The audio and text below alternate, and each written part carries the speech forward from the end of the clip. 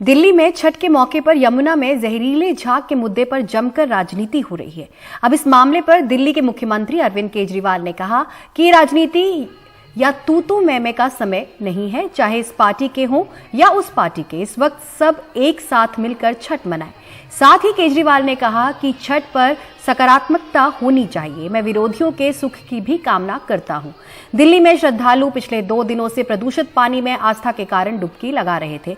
आज दिल्ली सरकार ने यमुना के झाग की सफाई के लिए 15 बोट लगाई। वहीं बीजेपी ने इस सजावटी सफाई पर सवाल उठाते हुए कहा कि दिल्ली के लोगों की आंख में धूल झोंकना बंद करो। यह है यमुना की सजावटी सफाई। लहरों पर उठा झाग दूर करने के लिए नावों को काम पर लगाया गया है। ओखला बैराज के पास जब उद्योगों और घरों का कचरा लेकर आया पानी बिना ट्रीटमेंट के गिरता है तो ये झाग उठता है।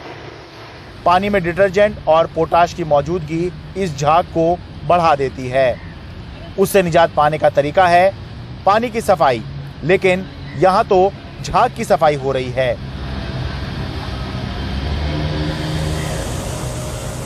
कहीं प्रेशर के साथ पानी का छिड़काव किया गया तो कहीं बांस की बल्लियां लगा दी गई ताकि झाग किनारों पर ना पहुंचे। इस बीच सियासी आरोप प्रत्यारोप भी चलता रहा। इस वक्त राजनीति नहीं, इस वक्त सब लोग एक साथ मिलके, चाहे किसी भी पार्टी के हों, चाहे इस पार्टी के हों, चाहे उस पार्टी के हों, सब लोग मिलके छठ पर्व मनाइए। ये वक्त राजनीति का और तू मैं का नहीं है। और मैं सब लोगों की सुख की कामना करता हूँ, सब विरोधियों के भी सुख की कामना करता हूँ। दिल्ली की आम आदमी पार्टी सरकार ने यूपी और हरियाणा की बीजेपी सरकारों को यमुना की बदहाली के लिए दोष दिया, तो बीजेपी ने जवाबी हमला किया और पूछा कि दिल्ली में 35 करोड़ लीटर प्रदूषित पानी रोजाना यमुना में बहाया जा रहा है। सीवेज ट्रीटमेंट प्लांट तय समय से देरी से बन रहे हैं, उनके लिए भी क्या यूपी और हरियाणा जिम्मेदार हैं? केंद्र सरकार ने 18 नालों से लगभग 3500 मिलियन लीटर गंदा पानी प्रतिदिन यमुना में बहाया जाता है और केंद्र सरकार ने इसके लिए 13 प्रोजेक्ट या पानी साफ ट्रीटमेंट वाला पानी उसमें डाले। जो पानी आए उससे 2419 करोड़ रुपया केंद्र सरकार ने इनको वित्तीय सहायता दिल्ली सरकार को प्रदान की, जिसके तहत 1385 मिलियन लीटर सीवर के पानी को साफ करने का लक्ष्य निर्धारित किया गया। लेकिन बड़े दुर्भाग्य की बात है, दिल्ली सरकार ने ना तो उस पर कोई कार्रवाई की, पैसा उन्होंने ले लिया। उस पैसे का क्या किया है, कहां गया पैसा?